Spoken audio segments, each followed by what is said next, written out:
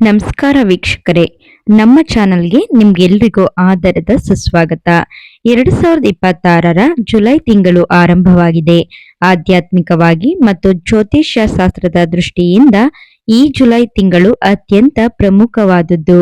ಯಾಕೆಂದರೆ ಜುಲೈ 15ರಿಂದ ಪವಿತ್ರವಾದ ಆಷಾಢ ಮಾಸ ಹಾಗೂ ಆಷಾಢ ಗುಪ್ತ ನವರಾತ್ರಿ ಆರಂಭವಾಗುತ್ತಿದೆ. ಜ್ಯೋತಿಷ್ಯ ಲೆಕ್ಕಾಚಾರಗಳ ಪ್ರಕಾರ ಈ ಆಷಾಢ ಮಾಸದಲ್ಲಿ ಗ್ರಹಗಳ ಮಂಡಲದಲ್ಲಿ ಅತ್ಯಂತ ಅಪರೂಪದ ಮತ್ತು ಶಕ್ತಿಶಾಲಿ ಬದಲಾವಣೆಗಳು ಸಂಭವಿಸುತ್ತಿವೆ. ದೇವಗುರು ಬೃಹಸ್ಪತಿ ಅಂದ್ರೆ ಗುರುಗ್ರಹ ಆಷಾಢ ಅಮಾವಾಸ್ಯೆಯಂದು ಅಸ್ತಮಿಸುತ್ತಿದ್ದಾನೆ. ಇದರ ಜೊತೆಗೆ ಗ್ರಹಗಳ ರಾಜಕುಮಾರ ಬುಧ ಮತ್ತು ಸುಖ ಸಂಪತ್ತಿನ ದಾತ ಶುಕ್ರ ಗ್ರಹಗಳ ವಿಶೇಷ ಯುತಿ ಏರ್ಪಡುತ್ತಿದೆ. ಜುಲೈ ಕೊನೆಯಲ್ಲಿ ಶನಿದೇವನ ಹಿಮ್ಮುಖ ಚಲನೆಯು ಪ್ರಭಾವ ಬೀರಲಿದೆ.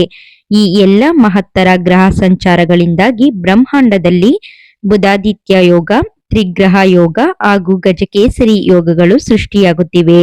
ಹಾಗಾದ್ರೆ ಈ ಜುಲೈ ಆಷಾಢ ತಿಂಗಳು ಯಾವ ರಾಶಿಯವರ ಭಾಗ್ಯದ ಬಾಗಿಲನ್ನ ತೆರೆಯಲಿದೆ? ಯಾರಿಗೆ ಅನಿರೀಕ್ಷಿತ ಧನಲಾಭ ಸಿಗಲಿದೆ? ಮತ್ತು ಯಾವ ರಾಶಿಯವರು ಈ ತಿಂಗಳು ಅತ್ಯಂತ ಜಾಗರೂಕರಾಗಿರಬೇಕು? ಯಾರಿಗೆ ದುರಾದೃಷ್ಟ ಕಾಡಬಹುದು? ಇವೆಲ್ಲದರ ಸಂಪೂರ್ಣ ಮಾಹಿತಿ, ನಕ್ಷತ್ರಗಳ ನಿಖರ ಲೆಕ್ಕಾಚಾರವನ್ನ ಇವತ್ತಿನ ವಿಡಿಯೋದಲ್ಲಿ ನಾವು ವೀಕ್ಷಿಸೋಣ. ನಿಮ್ಮ ರಾಶಿಯ ಫಲ ತಿಳಿಯಲು ವಿಡಿಯೋವನ್ನ ಎಲ್ಲೂ ಸ್ಕಿಪ್ ಮಾಡದೆ ಕೊನೆಯವರೆಗೂ ನೋಡಿ. ನೀವಿನ್ನು ನಮ್ಮ ಚಾನಲ್ಗೆ ಸಬ್ಸ್ಕ್ರೈಬ್ ಆಗಿಲ್ಲ ಅಂದ್ರೆ ಈಗಲೇ ಸಬ್ಸ್ಕ್ರೈಬ್ ಆಗಿ ಬೆಲ್ ಐಕಾನ್ ಅನ್ನ ಕ್ಲಿಕ್ ಮಾಡಿ. ವೀಕ್ಷಕರೇ, ಸಾಮಾನ್ಯವಾಗಿ ಆಷಾಢ ಮಾಸ ಎಂದರೆ ಶುಭ ಕಾರ್ಯಗಳನ್ನ ಮಾಡುವುದಿಲ್ಲ, ಶೂನ್ಯ ಮಾಸ ಎಂದು ಹಲವರು ಭಾವಿಸುತ್ತಾರೆ. ಆದರೆ ಜ್ಯೋತಿಷ್ಯ ಮತ್ತು ತಂತ್ರಶಾಸ್ತ್ರದಲ್ಲಿ ಆಷಾಢಕ್ಕೆ ಅದ್ಭುತ ಶಕ್ತಿ ಇದೆ. ಈ ತಿಂಗಳಲ್ಲಿ ಬರುವ ಗುಪ್ತ ನವರಾತ್ರಿ ದುರ್ಗಾದೇವಿಯ ಆರಾಧನೆಗೆ ಮತ್ತು ಇಷ್ಟಾರ್ಥ ಸಿದ್ಧಿಗೆ ಅತ್ಯಂತ ಶ್ರೇಷ್ಠವಾದ ಸಮಯ. ಜುಲೈ 15ರಂದು ಅರ್ಶನ ಯೋಗ ಮತ್ತು ವಜ್ರ ಯೋಗಗಳ ಪುಣ್ಯ ಸಂಯೋಗದಲ್ಲಿ ಈ ಆಷಾಢ ಮಾಸ ಆರಂಭವಾಗುತ್ತಿದೆ. ಗ್ರಹಗಳ ಈ ಮಹಾ ಸಂಚಾರವು ಈ ಎಲ್ಲ 12 ರಾಶಿಗಳ ಮೇಲೆ ವಿಭಿನ್ನ ಪ್ರಭಾವ ಬೀರುತ್ತದೆ. ಇದರಲ್ಲಿ ಮುಖ್ಯವಾಗಿ 4 ರಾಶಿಗಳಿಗೆ ಭಾರಿ ಅದೃಷ್ಟ ಹಾಗೂ ರಾಜಯೋಗ ಲಭಿಸಿದರೆ 5 ರಾಶಿಗಳು ಕೆಲವು ಸವಾಲುಗಳನ್ನ ಎದುರಿಸಬೇಕಾಗುತ್ತದೆ. ಹಾಗಾದ್ರೆ ಬನ್ನಿ, ಮೊದಲು ಜುಲೈ ತಿಂಗಳಿನಲ್ಲಿ ಮಹಾಯೋಗ ಪಡೆದು ಮಿಂಚಲಿರುವ ಅದೃಷ್ಟವಂತ ರಾಶಿಗಳು ಯಾವುವು ಎಂದು ತಿಳಿಯೋಣ. ಮೇಷರಾಶಿ, ಭಾಗ್ಯೋದಯದ ಸಮಯ. ಮೊದಲನೆಯದಾಗಿ ಮೇಷರಾಶಿಯವರಿಗೆ ಈ ಆಷಾಢ ಮಾಸವು ಅತ್ಯಂತ ಶುಭಕರ ಮತ್ತು ಲಾಭದಾಯಕವಾಗಿರಲಿದೆ. ನಿಮ್ಮ ಜಾತಕದಲ್ಲಿ ದೀರ್ಘಕಾಲದಿಂದ ನೆನೆಗುದಿಗೆ ಬಿದ್ದಿದ್ದ ಸರ್ಕಾರಿ ಕೆಲಸಗಳು ಅಥವಾ ಆಸ್ತಿ ವಿವಾದಗಳು ಈ ತಿಂಗಳು ಬಗೆಹರಿಯಲಿವೆ. ಉದ್ಯೋಗಿಗಳಿಗೆ ಕಚೇರಿಯಲ್ಲಿ ಮೇಲಾಧಿಕಾರಿಗಳಿಂದ ಪ್ರಶಂಸೆ ಸಿಗಲಿದ್ದು ಸಂಬಳ ಹೆಚ್ಚಳ ಅಥವಾ ಬಡ್ತಿಯ ಯೋಗವಿದೆ.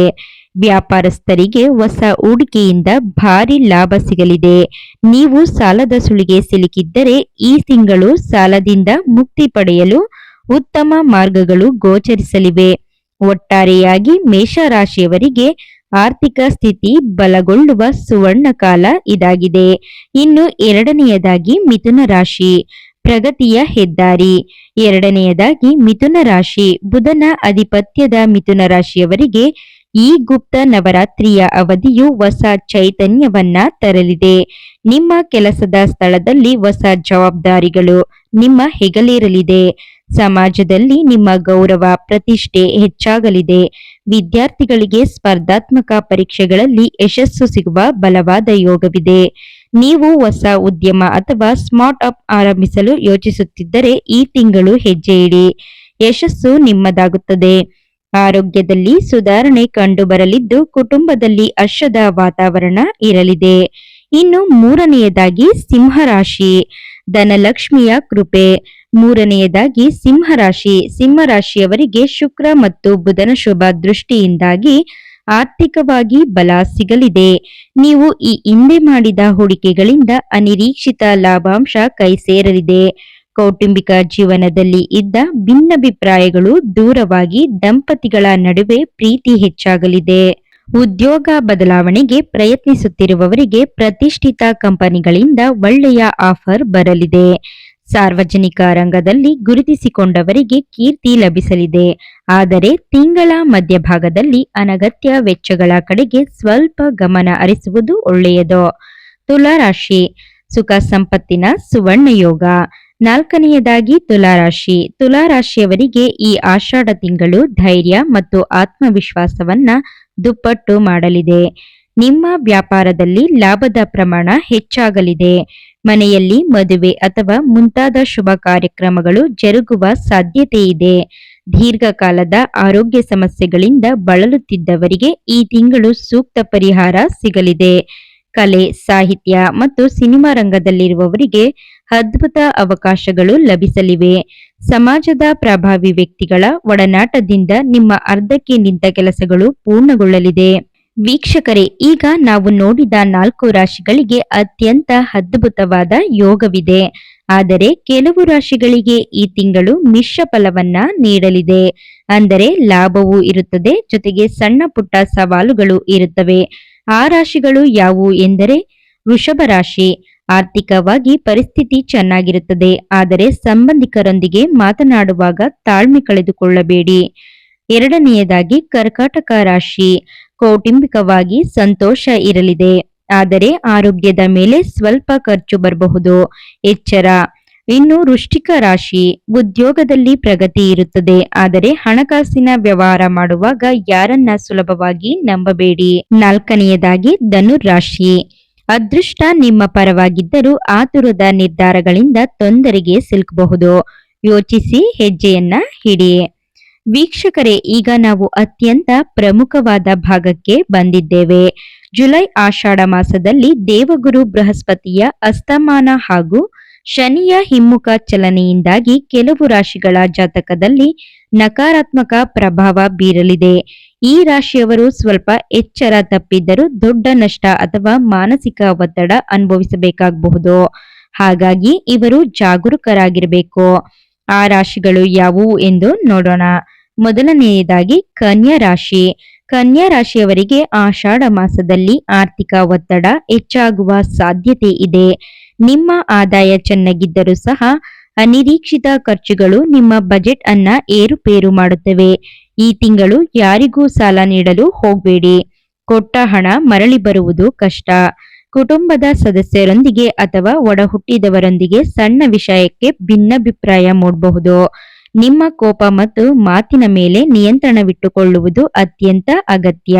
ಎರಡನೆಯದಾಗಿ ಮಕರ ರಾಶಿ.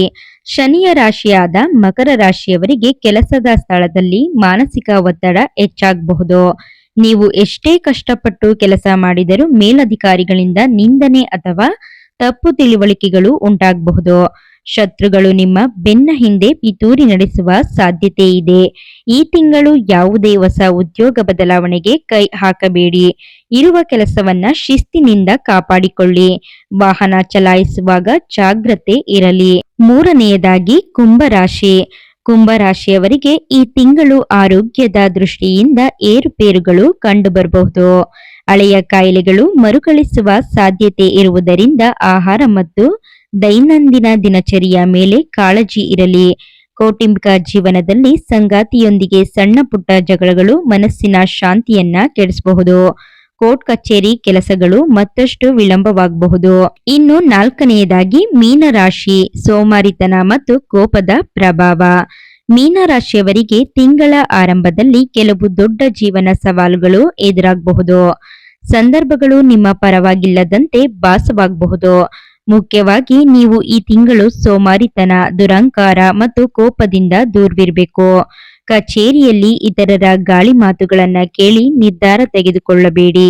ನಿಮ್ಮ ಗುರಿಯ ಮೇಲೆ ಮಾತ್ರ ಗಮನವಿಡಿ. ಆದರೆ ಧನಾತ್ಮಕ ಅಂಶವೆಂದರೆ ತಿಂಗಳ ದ್ವಿತೀಯಾರ್ಧದಲ್ಲಿ ಪ್ರಭಾವಿ ವ್ಯಕ್ತಿಗಳ ಸಹಾಯದಿಂದ ಆಸ್ತಿ ವಿವಾದಗಳು ಬಗೆಹರಿಯಲಿವೆ. ಇನ್ನು ಐದನೆಯದಾಗಿ ಮಿಥುನ ಅಥವಾ ಕಟಕ ರಾಶಿಯ ಕೆಲವು ನಕ್ಷತ್ರಗಳು.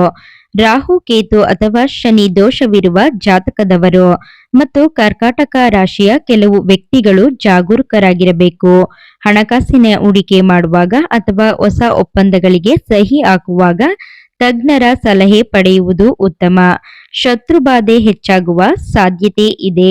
ವೀಕ್ಷಕರೇ, ರಾಶಿ ಭವಿಷ್ಯದಲ್ಲಿ ಏನೇ ಏರುಪೇರಿದ್ದರೂ ಭಕ್ತಿ ಮತ್ತು ಸರಿಯಾದ ಪರಿಹಾರಗಳಿಂದ ಗ್ರಹಗಳ ನಕಾರಾತ್ಮಕ ಪ್ರಭಾವವನ್ನ ಕಡಿಮೆ ಮಾಡಬಹುದು.